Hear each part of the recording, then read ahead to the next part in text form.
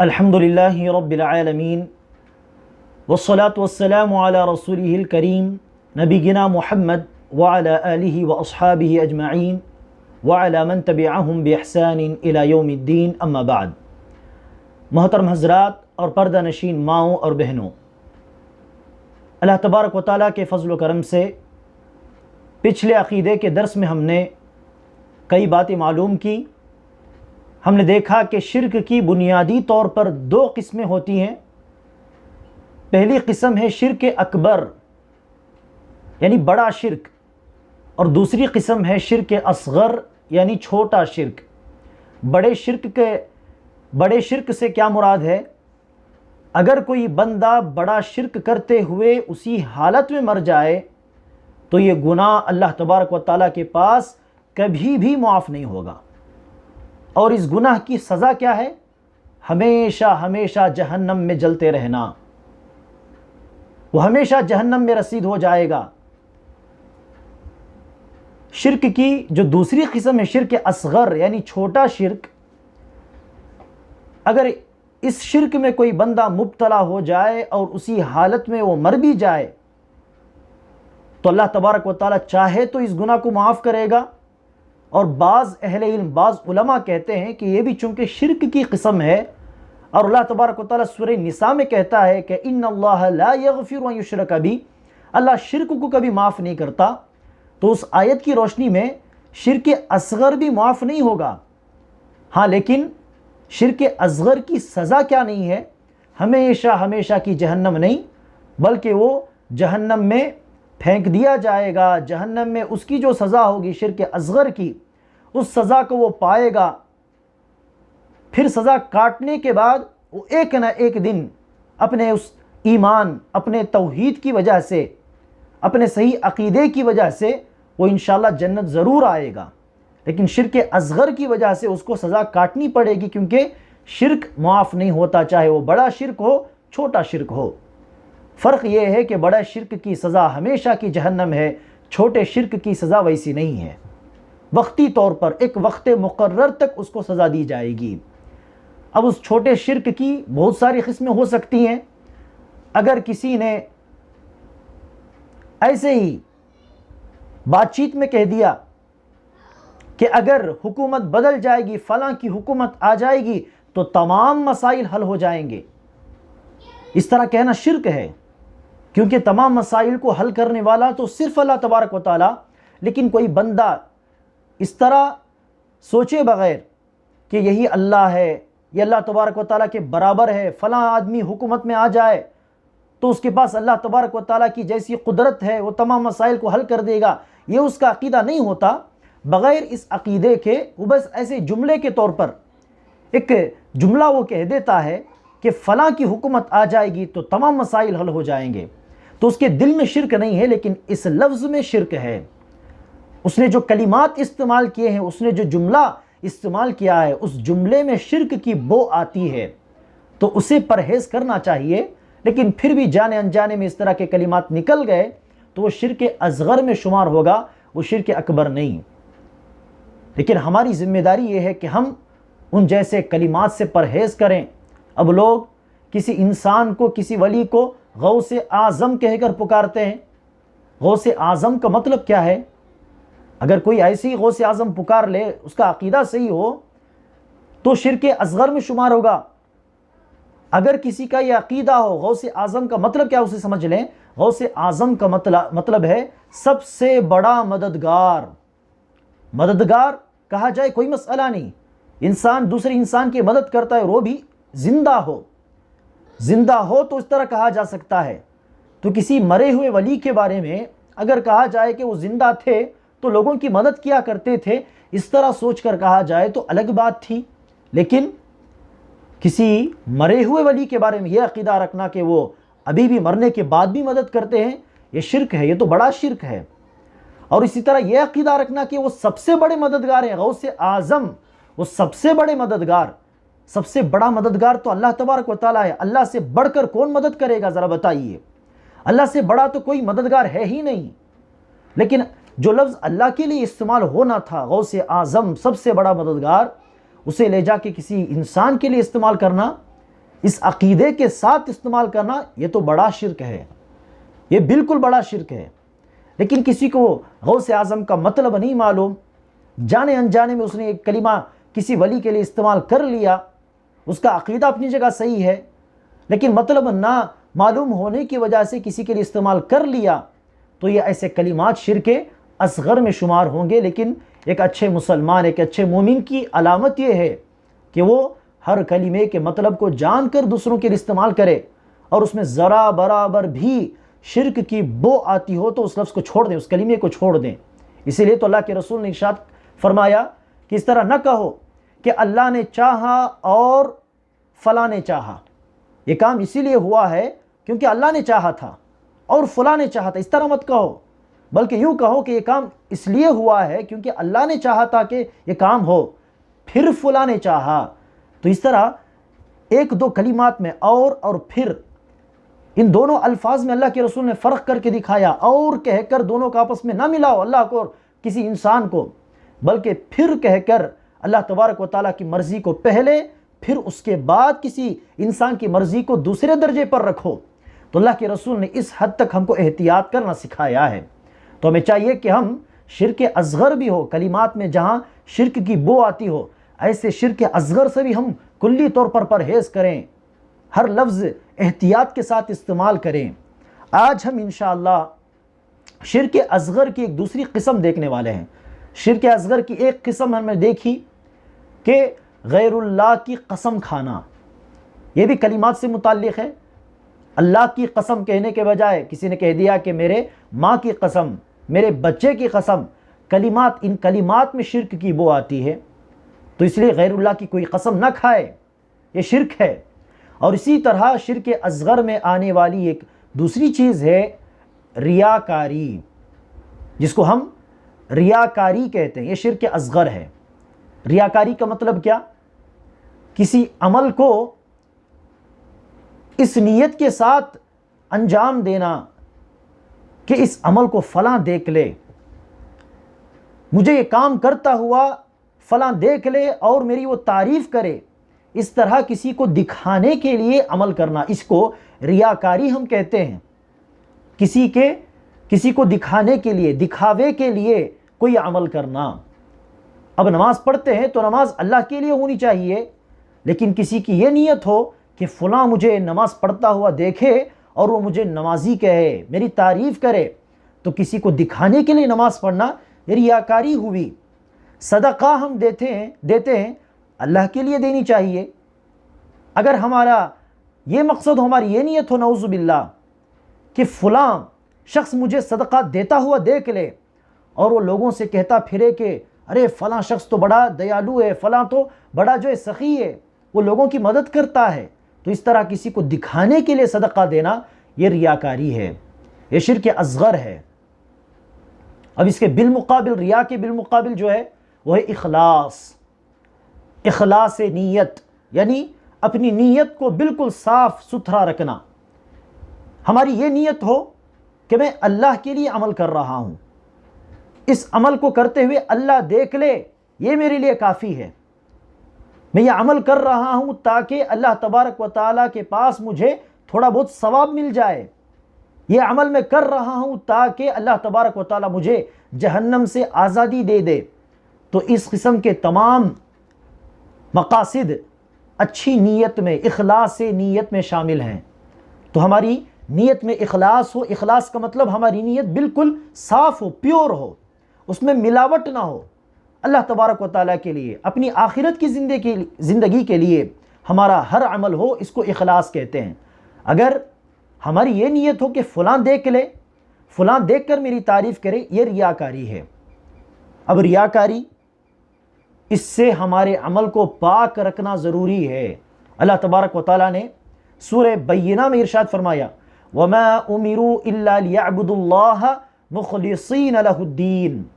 اللہ تبارک و تعالیٰ نے تو لوگوں کو حکم دیا ہے کہ وہ اللہ تبارک و تعالیٰ کی پورے اخلاص کے ساتھ عبادت کیا کریں، پورے اخلاص نیت کے ساتھ اللہ تبارک و تعالیٰ کے وہ فرما بردار ہو جائیں۔ یہی اللہ تبارک و تعالیٰ کا حکم ہے اپنے بندوں کے لیے۔ اللہ کے رسول صلی اللہ علیہ وسلم نے ارشاد فرمایا ان اخوف ما اخاف علیکم الشرک الاصغر، تمہارے بارے میں سب سے زیادہ شرک اصغر کے بارے میں ڈرتا ہوں۔ شرک اصغر کا مجھے ڈر ہے کہ کہیں تم شرک اصغر میں نہ پڑ جاؤ۔ شرک اصغر کیا ہے؟ اللہ کے رسول نے ارشاد فرمایا، کسی عمل کو دکھاوے کے لیے کرنا، کسی کو دکھانے کے لیے کسی عمل کا کرنا، انجام دینا، یہ شرک اصغر ہے، چھوٹا شرک ہے۔ اللہ کے رسول صلی اللہ علیہ وسلم نے ایک حدیث بیان کی جس کے راوی ہیں ابو ہریرہ رضی اللہ عنہ۔ اس حدیث کے بیان کرنے سے پہلے ابو ہریرہ رضی اللہ عنہ کے ساتھ جو واقعہ پیش آیا اسے بھی آپ ذرا سن لیں تاکہ ہمارے بھی رونگٹے کھڑے ہو جائیں۔ ایک شخص باہر بستی سے، دور بستی سے مدینہ آتے ہیں۔ مدینہ آ کر دیکھا تو لوگ ایک شخص کے اطراف ارد گرد جمع ہیں۔ کسی سے پوچھا کہ یہ لوگ کیوں یہاں پر جمع ہوئے ہیں؟ کسی نے جواب دیا کہ وہاں پر ابو ہریرہ، ایک صحابی رسول، اللہ کے رسول صلی اللہ علیہ وسلم کے ایک صحابی وہاں پر ہیں جن کا نام ہے ابو ہریرہ۔ ان سے حدیثیں سننے کے لیے لوگ اس طرح ہجوم پوری طرح جمع ہو گئے ہیں آس پاس۔ تو انہوں نے کہا ابو ہریرہ سے میں بھی ملاقات کروں گا اور میں بھی حدیث پوچھوں گا ان سے۔ تو لوگ گئے تو ابو ہریرہ رضی اللہ عنہ سے ملاقات کی اور کہا کہ مجھے بھی کوئی ایک اہم حدیث سنا دیجئے۔ اس وقت ابو ہریرہ رضی اللہ عنہ جہاں پر کھڑے تھے اس کے پاس میں ایک گھر تھا جس کی طرف اشارہ کرتے ہوئے ابو ہریرہ رضی اللہ عنہ نے کہا، ایک مرتبہ اللہ کے رسول صلی اللہ علیہ وسلم اور ہم صحابہ اس گھر میں تھے تو اس وقت اللہ کے رسول نے یہ بات ہم کو بتلائی، کہنا شروع ہی کیا تھا کہ ابو ہریرہ رضی اللہ عنہ خود پر کنٹرول نہیں کر پائے، وہ نیچے گر گئے، بے ہوش ہو گئے۔ ایک بار، دوسری بار اٹھ کر بیان کرنا چاہا، پھر بے ہوش ہو گئے، خود پر اختیار نہیں تھا۔ پھر تیسری بار، اس طرح 3 بار بار وہ بے ہوش ہوتے ہیں۔ چوتھی بار خود کو سنبھالتے ہیں، پھر وہ حدیث بیان کرتے ہیں۔ وہ حدیث کیا ہے؟ میں بھی جانتا ہوں، آپ بھی جانتے ہیں کہ کل قیامت کے دن سب سے پہلے 3 لوگوں کے پاس باس پرس ہوگی، 3 لوگوں سے حساب کتاب لیا جائے گا۔ ایک عالم جس کو اللہ تبارک و تعالیٰ نے علم سے نوازا، اللہ تبارک و تعالیٰ نے اس کو دین کی سمجھ عطا کی۔ دوسرا مالدار جس کو اللہ تبارک و تعالیٰ نے دولت جیسی نعمت سے نوازا۔ تیسرا شہید جس نے اپنی جان کو قربان کر دیا میدان جنگ میں، لوگ یہ سمجھتے ہیں کہ اس نے اپنی جان کو قربان کر دیا، ایسا شہید جس کو اللہ تبارک و تعالیٰ نے قوت اور طاقت دی تھی۔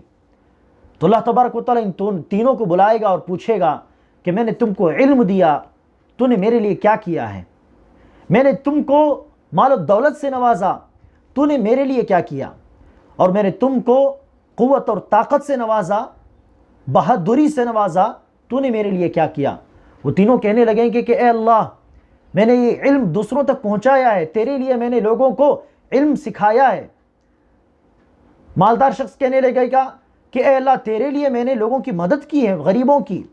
تیسرا شخص کہے گا کہ اے اللہ، تیرے لیے میں نے جان ہی قربان کر دی۔ اللہ تبارک و تعالیٰ کہے گا کہ نہیں، تو نے لوگوں کو علم سکھایا تاکہ لوگ تمہارے بارے میں کہیں کہ تو بہت بڑا عالم ہے، یہ تو بہت زبردست عالم ہے، یہ تو بہت بڑے زبردست سپیکر ہیں، خطیب ہیں، اور تو نے لوگوں کی مدد اس لیے نہیں کی کہ میرے پاس کوئی ثواب مل جائے، بلکہ تو نے مدد اس لیے کی تاکہ لوگ تمہارے بارے میں کہیں گے کہ یہ تو بہت بڑا سخی ہے، یہ تو لوگوں کو بہت دیتا ہے، مدد کرتا ہے۔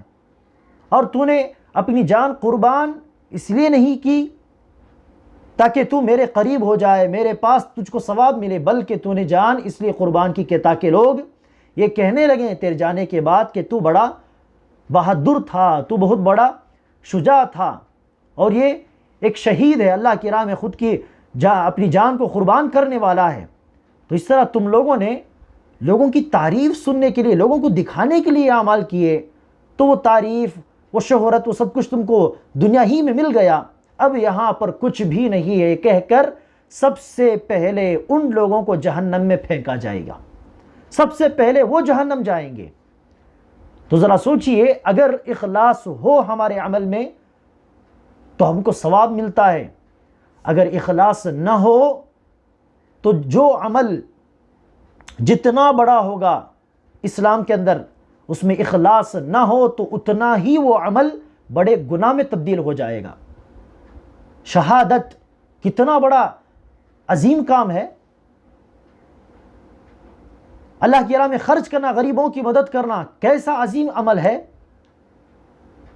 لوگوں کو دین کی تعلیم دینا یہ بھی کتنا بڑا عمل ہے، لیکن اخلاص کے نہ ہونے کی وجہ سے وہ بہت بڑے گناہوں میں بدل گئے۔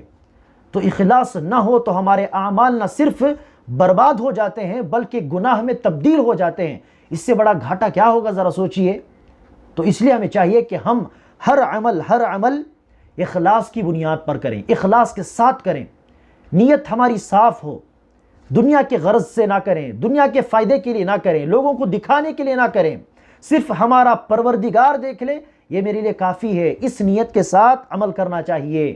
اسی لیے اللہ کے رسول صلی اللہ علیہ وسلم ہمیشہ ریاکاری سے اللہ تبارک و تعالیٰ کی پناہ طلب کیا کرتے تھے۔ ہمیں بھی چاہیے کہ ہم اللہ تبارک و تعالیٰ سے بار بار ریاکاری سے پناہ مانگیں، حفاظت مانگیں۔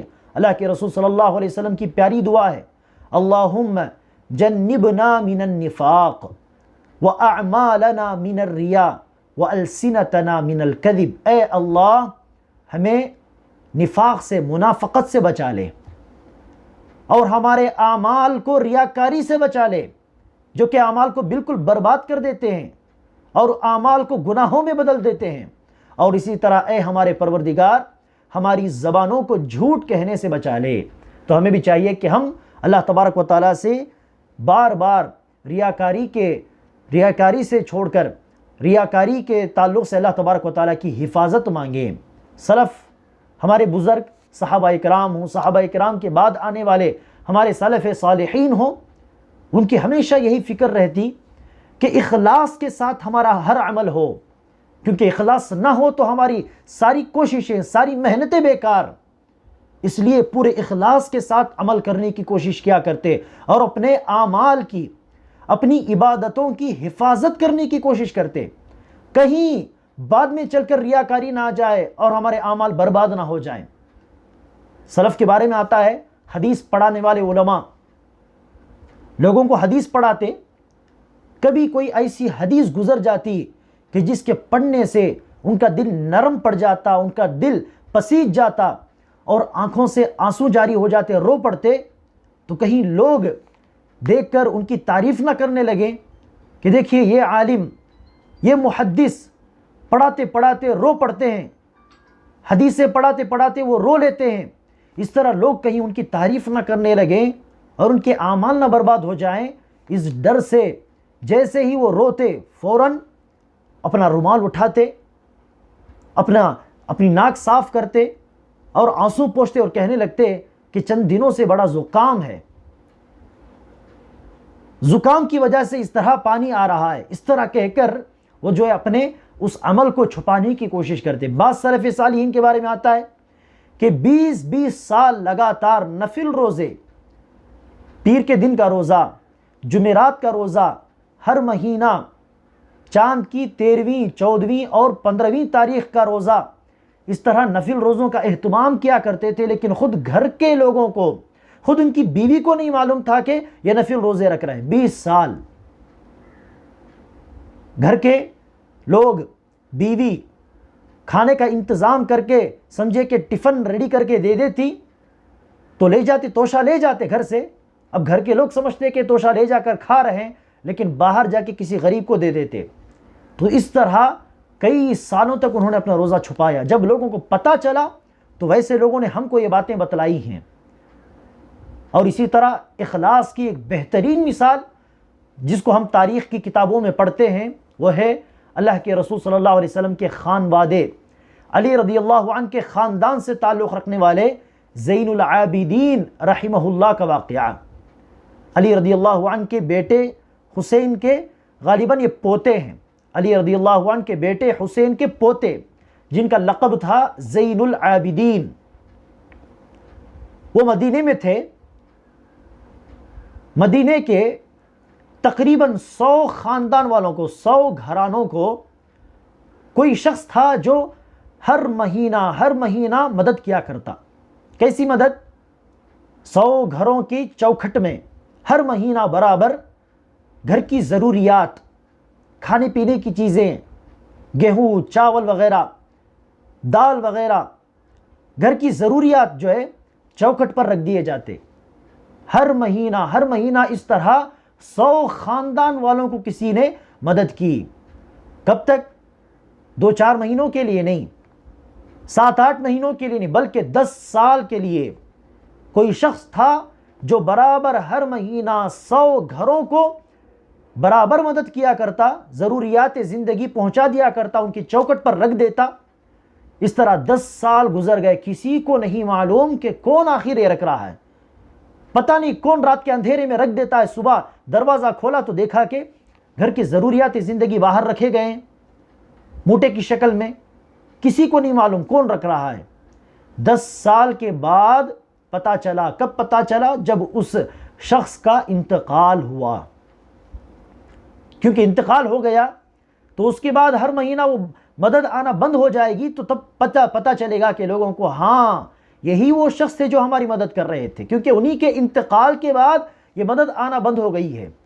تو اس طرح ان کے انتقال کے بعد پتہ چلا، اور جن لوگوں نے ان کو غسل دیا تھا، نہلایا تھا، ان کے انتقال کے بعد وہ کہتے ہیں اتنے بڑے مالدار، عیش و آرام میں رہنے والے، اتنے بڑے مالدار، لیکن ان کے پیٹھ میں بہت بڑا زخم ہم نے دیکھا، پیٹھ میں بہت بڑا زخم۔ سوچا اتنے بڑے مالدار کی پیٹھ میں اتنا بڑا زخم، ایسا زخم لگتا ہے کہ لگاتار کولی کا کام کیا ہو، وزنی چیزوں کو اپنے پیٹھ پر لاد کر کلی کا کام کیا ہو، اس طرح کا زخم۔ تب پتہ چلا لوگوں کو کہ یہ 10 سالوں سے مدد کرنے والے شخص یہی تھے، اور کہیں کسی خادم کو بلا کر یہ کام لے لیا جائے، کسی غلام کو، کہ جاؤ فلاں گھر میں یہ موٹا پہنچا دو، فلاں گھر میں یہ سامان پہنچا دو، اس طرح کام لیا جائے تو کہیں اس خادم کو نہ پتہ چل جائے، اور وہ خادم کہیں جا کر دوسروں کو نہ بتا دے۔ اس لیے کسی سے کام لینے کے بجائے بذات خود، بہت بڑے مالدار تھے لیکن بذات خود ہر گھر جا کر رات کے اندھیرے میں وہ سامان پہنچا کر آیا کرتے اپنی پیٹھ پر لاد کر۔ اور وہ کون؟ کوئی اور نہیں، وہ علی رضی اللہ عنہ کے پوتے زین العابدین رحمہ اللہ تھے۔ کیوں اس طرح کیا؟ کیونکہ اخلاص کے ساتھ وہ عمل کرنا چاہتے تھے، صدقہ دینا چاہتے تھے۔ پروردگار نے دیکھ لیا یہ کافی ہے، کسی اور کو پتہ چلے نہ چلے اس سے کوئی مطلب نہیں۔ اسی لیے تو اللہ کے رسول نے کہا کل قیامت کے دن جن لوگوں کو اللہ تبارک و تعالیٰ عرش کے سائے میں جگہ دے گا، ان میں سے چند لوگ وہ ہوں گے جن کے دائیں ہاتھ نے جو صدقہ دیا اس کی خبر بائیں ہاتھ کو نہ ہو۔ مطلب کیا ہے؟ اتنا چھپا کر دیا کرتے تھے، صرف رب نے دیکھا کافی ہے۔ تو ہمیں بھی چاہیے کہ ہم اپنے اعمال کی حفاظت کریں ریاکاری سے، اور ہم ایسے اعمال کرنے کی کوشش کریں کہ جن کی خبر صرف ہمارے پروردگار کو، کسی اور کو نہ ہو۔ ہم فرض نماز پڑھتے ہیں لوگوں کے سامنے، لیکن ہماری دفتر میں ایسے بھی اعمال ہوں، ایسی بھی نمازیں ہوں جن کو ہم نے رات کے اندھیرے میں ادا کیا ہو، جس کی خبر کسی کو نہیں سوائے ہمارے پروردگار کے۔ ہم صدقہ لوگوں کے سامنے دیتے ہیں الحمدللہ، لیکن ہمارے دفتر میں ایسے صدقات بھی درج کیے جائیں کہ جس کو صرف ہمارا پروردگار جانتا ہو، کسی نے ہم کو صدقہ دیتے ہوئے نہ دیکھا ہو۔ تو ہماری یہ کوشش ہو کہ ہمارے دفتر میں ایسے اعمال ہوں کہ جس کو ہم نے چھپا کر کیا ہو، تاکہ کم از کم ان اعمال کی بنیاد پر ہماری مغفرت ہو جائے، ان اعمال کی بنیاد پر ہم کو کامیابی مل جائے۔ اب 2-4 باتیں اخلاص کے تعلق سے اور ریاکاری کے تعلق سے میں آخر میں کہہ دینا چاہوں گا۔ اگر عبادت کے دوران ریاکاری کا جذبہ ہمارے دل میں آتا ہے، ریاکاری کی نیت ہمارے دل میں آتی ہے کہ فلاں شخص آ گیا ہے، اس نے دیکھا تو میری تعریف کرے گا، میری شہرت ہوگی، لوگ میری تعریف کریں گے، اچھا لگے گا، اس طرح کی نیتیں اگر آتی ہیں تو انسان کو عبادت نہیں چھوڑنی چاہیے۔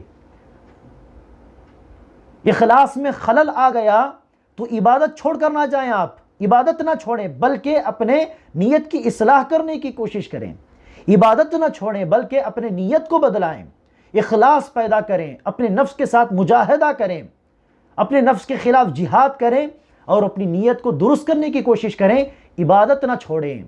اور اسی طرح بسا اوقات یہ ہوتا ہے نماز کی شروعات میں ہمارے پاس اخلاص ہے، اخلاص سے نیت کے ساتھ ہم شروع کرتے ہیں، لیکن درمیان میں ریاکاری کا جذبہ پیدا ہوتا ہے، ریاکاری کی نیت آتی ہے، لیکن پھر ہم نے اپنے نفس پر کنٹرول کر لیا، اس غلط نیت کو بھگا دیا، ختم کیا اور اخلاص پر ہم جمے رہے آخر تک، تو درمیان میں جو غلط نیتیں آئیں اللہ تبارک و تعالیٰ اس کو معاف کر دے گا۔ اگر ہم نے اخلاص کے ساتھ شروع کیا ہو اور اخلاص کے ساتھ ختم کر لیا ہو تو اللہ تبارک و تعالیٰ معاف کرے گا۔ اور اسی طرح محترم حضرات، ایک بات یاد رکھ لیں، اخلاص اگر ہمارے عمل میں نہ ہو تو وہ گناہ میں تبدیل ہو جاتا ہے، اگر ہمارے اعمال میں اخلاص ہو تو عمل نہ کرنے کی صورت میں بھی ثواب مل جاتا ہے۔ ہمارے ہر عمل میں اگر اخلاص ہو، کسی وجہ سے، کسی مجبوری کی وجہ سے ہم وہ عمل کر بھی نہ پائیں، پھر بھی اخلاص کی وجہ سے ہم کو ثواب مل جائے گا۔ اگر ہمارے عمل میں اخلاص نہ ہو، ریاکاری کا شائبہ اس میں داخل ہو جائے، مکسنگ ہو جائے، تو اسی صورت میں عمل کرنے پر بھی ثواب نہیں ملے گا بلکہ وہ گناہ میں شمار ہوگا۔ یہی اخلاص کی فضیلت ہے، اخلاص آ جائے ہماری نیت کے اندر، عمل نہ ہو، ایسی صورت میں بھی ثواب مل جائے گا، اخلاص نہ ہو، عمل ہونے کے باوجود بھی ثواب نہیں ملے گا۔ تو ہمیں چاہیے کہ ہم ہر عمل کو اخلاص کے ساتھ انجام دینے کی پوری کوشش کریں، اور آخر میں ہمارے اعمال میں اخلاص ہے کہ نہیں، ہم اللہ کے لیے نماز پڑھتے ہیں یا نہیں، ہم صدقہ دیتے ہیں، کس کے لیے دیتے ہیں؟ اللہ کے لیے دے رہے ہیں یا لوگوں کے لیے دے رہے ہیں؟ تو اپنی زندگی میں اخلاص ہے یا نہیں، اسے پہچاننے کا کیا طریقہ ہے؟ آپ دیکھ لیں کہ آپ لوگوں کے سامنے عبادت کرتے ہیں لیکن تنہائی میں عبادت نہیں کرتے، گھر کے باہر آپ عبادت کرتے ہیں، گھر کے اندر عبادت نہیں کرتے، تو سمجھ لیجئے کہ آپ کی نیت میں کھوٹ ہے۔ اگر آپ کے اعمال میں اخلاص ہوتا تو جیسے گھر کے باہر آپ عبادت کرتے ہیں لوگوں کے سامنے، گھر کے اندر بھی آپ عبادت کرتے، لوگوں کے سامنے جن عبادتوں میں آپ مشغول رہتے ہیں تنہائیوں میں بھی آپ مشغول رہنے کی کوشش کرتے۔ تو اس طرح اپنے اخلاص کو پہچاننے کا آسان طریقہ یہ ہے کہ ہر ہمیشہ لوگوں کے سامنے، تنہائی میں، گھر کے باہر، گھر کے اندر، بازار میں، مسجد میں، ہر جگہ ہمارا عمل برابر ہو۔ اور اسی طرح جو عمل ہم کرتے ہیں اگر اسی پر ہم جمے رہتے ہیں، شروع کیا پھر چھوڑ دیا، ایسے نہیں بلکہ شروع کیا اور استقامت کے ساتھ ہم کر رہے ہیں الحمدللہ، تو یہ بھی اخلاص کی ایک نشانی ہے۔ اللہ تبارک و تعالی مجھے اور آپ کو اخلاص سے نوازے، اور شرک اصغر جو ہے ریاکاری، اللہ تبارک و تعالی اس بری بلا سے میری اور آپ کے اعمال کی حفاظت فرمائے، آمین۔ السلام علیکم ورحمۃ اللہ وبرکاتہ۔